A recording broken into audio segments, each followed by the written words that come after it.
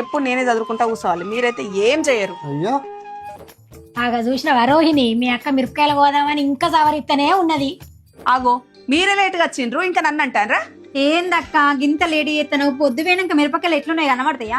ఇంటి ముంగటికి మిరపకాయలు వస్తే తీసుకోండి అని సిలక్క చెప్పిన ఓ మేము బజార్కి పోయి వస్తాం 4 రకాలు చూసి కొనుక్కొని వస్తామని. ఇప్పుడు చూడు టైం ఎంత అవుతుందో. ఏం కాదు, మాకు కనబడతాయి, కళ్ళు మంచిగానే ఉన్నాయి, పోదామా? కళ్ళు కనబడితే కళ్ళు మండుతాయి, పోర్రి. అయ్యో అక్క వదిన కూడా అత్త అన్నది చెప్పుకో.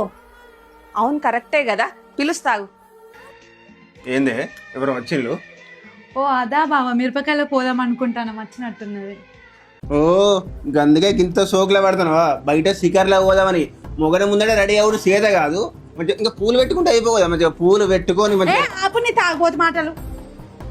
అసలు నువ్వు మంచివేనా? నేనేమన్నా మూలతో పోతానా? అందరం ఆటలో కలిసి పోతాను. అలా మీ చెల్లె కూడా ఉన్నది, నోటికి ఎంత అంత మాట్లాడాడు కదా. ఛీ, నువ్వు మారనే మారు. ఏందే నాకు ఎదురెత్తావా?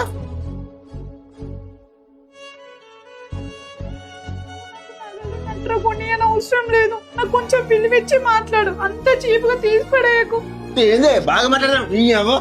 అన్నయ్య ఏం మాట్లాడుతున్నావు అన్నయ్య?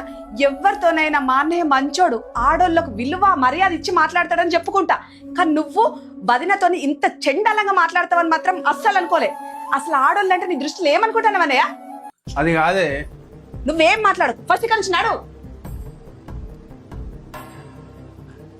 ఏంటి వదిన, ఏంటి అసలు మా అన్నయ్యనేనా అంత ఘోరంగా మాట్లాడుతాండి? ఏంటి వదిన?